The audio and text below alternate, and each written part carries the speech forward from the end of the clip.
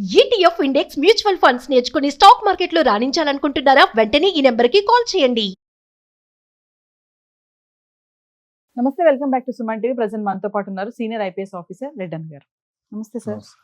Sir, కొన్ని movies లో మనం చూస్తూ ఉంటాం కదా, ఇప్పుడు గవర్నమెంట్ జాబ్ కి ప్రిపేర్ అయ్యే వాళ్ళకి చెప్తా ఉంటారు, అరే మీరు జాగ్రత్తగా ఉండాలి, ఎటువంటి కేసెస్ లో మీరు ఇరుక్కోకూడదు, ఏమైనా ఇన్వాల్వ్ అయ్యారు అంటే రేపొద్దుట మీకు జాబ్ రిజెక్ట్ అవుతుంది, ఇంటర్వ్యూ పిలవరు మిమ్మల్ని, చాలా ప్రాబ్లమ్స్ ఎదురవుతాయి అంటారు. ఇంకా చాలా ఏంటంటే అబ్రాడ్ ఎడ్యుకేషన్ కోసం వెళ్ళాలనుకునే వాళ్ళకి కూడా ఫైనల్ ఆ వీసా ప్రాసెస్ లో కానీ మీ పైన క్రిమినల్ కేసెస్ ఉన్నాయి, మీరు ఎలిజిబిలిటీ కాదు అని చెప్తా ఉంటారు. అయితే మొన్న రీసెంట్గా నేను ఒక పేపర్లో ఒక ఆర్టికల్ చూశాను సార్. ఏదైతే హిస్టరీ ఉంటుందో ఈ పోలీస్ కంప్లైంట్స్ వీటిల్లో ఎక్కువ మంది యంగ్స్టర్స్ ఉంటున్నారంట.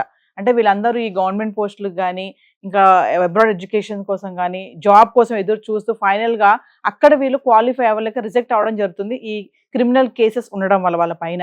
సో ఒక అవేర్నెస్గా అంటే ఎలాంటి పరిస్థితుల్లో చిన్న తప్పే కదా ఏం కాదు అని అక్కడికి వదిలేస్తారు, దాన్ని అక్కడ కట్ చేస్తారు, కానీ తర్వాత అది ఫైనల్గా చూసుకుంటే అక్కడ ఇంకా జాబ్ రేపు వస్తుంది అనగా ఇది ఒక్కటి అక్కడ అడ్డం అయిపోయి వాళ్ళు రిజెక్ట్ అయ్యే ఛాన్సెస్ కూడా చాలానే కనిపిస్తున్నాయి అంటున్నారు. ఒకసారి దాని గురించి ఇప్పుడు చాలా మంది పిల్లలు ఆ వయస్సు అటువంటిది, ఎందుకంటే హార్మోనల్ ప్రభావం.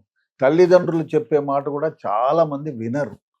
15% వింటారు తల్లిదండ్రుల మాట, టీచర్ల మాట అంతే 10-15% వింటారు. 75 నుంచి 90% పిల్లలు ఫ్రెండ్స్ మాటే వింటారు. ఫ్రెండ్స్ ఏం చెప్తే అది చేస్తారు. సో ఏమైపోతుందంటే చాలామంది పిల్లలు జీవితాన్ని ఒక ఆటలాగా తీసుకుంటారు.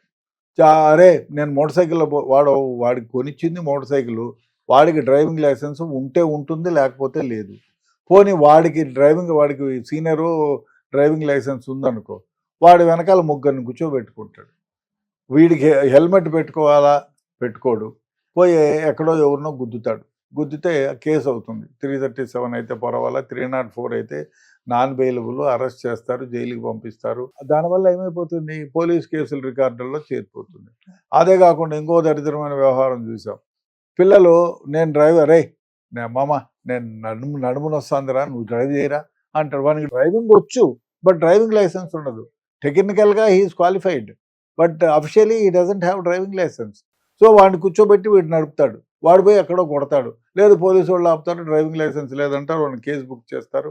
ఇప్పుడు మైనర్ అని చెప్పి బండి ఇచ్చినోడికి అందరికి నోటీసులు ఇస్తారు, ఏదో చేస్తారు.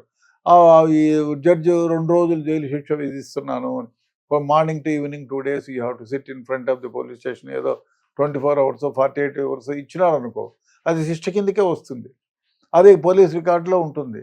రేపొద్దున్న మీరు ఏదైనా జాబ్కో లేకపోతే వీసాకో లేదో మీరు పాస్పోర్ట్కో అప్లై చేస్తే ఇది అడ్డం కనపడుతుంది.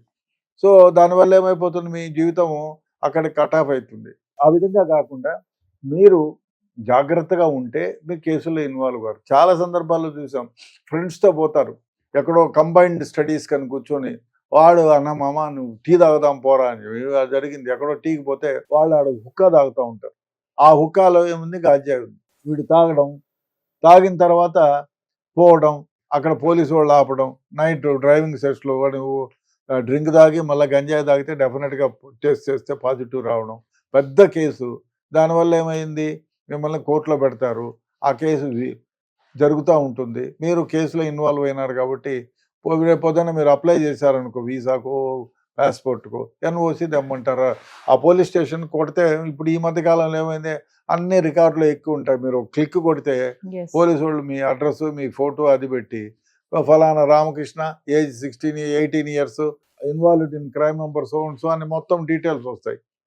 అది ఎతపోయిస్తే మీకు వీసా వస్తుందా, పాస్పోర్ట్ వస్తుందా, లేదు గవర్నమెంట్ జాబులు ఎక్కడైనా అప్లై చేయాలంటే ఎన్ఓసి తీసుకోవాలి పోలీసు స్టేషన్లో నుంచి, వాళ్ళు వెరిఫికేషన్ పంపించమని గవర్నమెంట్ జాబ్కి అడిగితే ఇది అడ్డం ఉంటుంది. మీ జీవితాలు నాశనం అయిపోతాయి. మీకు తెలియకోకుండా మీ ఫ్రెండ్స్ ఒత్తిడికి లోనై ఫ్యాషనబుల్గా ఉండాలని, 10 మంది ముందు జంబం చూపించాలని, మీ ఫ్రెండ్స్లో మీరు గొప్పగా ఉండాలనేటువంటి, నేను హెల్మెట్ లేకుండా చేతులు వదిలేసి బైక్ నడుపుతాను, లైసెన్స్ లేకపోయినా నన్ను ఎవడు పీకలేడు, మా బాబా ఐఏఎస్ ఆఫీసరు, మా మామ మినిస్టర్, ఎమ్మెల్యే. చాలామంది ఈ మధ్య డ్రంక్ అండ్ డ్రైవ్లో చూడలే, నేను ఎమ్మెల్యే బామర్జిని అంటాడు, నేను పొలిటికల్ పార్టీని అంటాడు. అరే నాయన, నువ్వు తాగిన తర్వాత అందరూ సమానమే. భారతదేశంలో చట్టం ముందు అందరూ, ప్రైమ్ మినిస్టర్ దగ్గర నుంచి అందరూ సమానమే, అది తెలుసుకోరు. సో దానివల్ల ఏమవుతుంది, కేసుల్లో ఇన్వాల్వ్ అవుతారు, జీవితాలు నాశనం అయిపోతాయి. పిల్లలకి ఇది తెలియదు.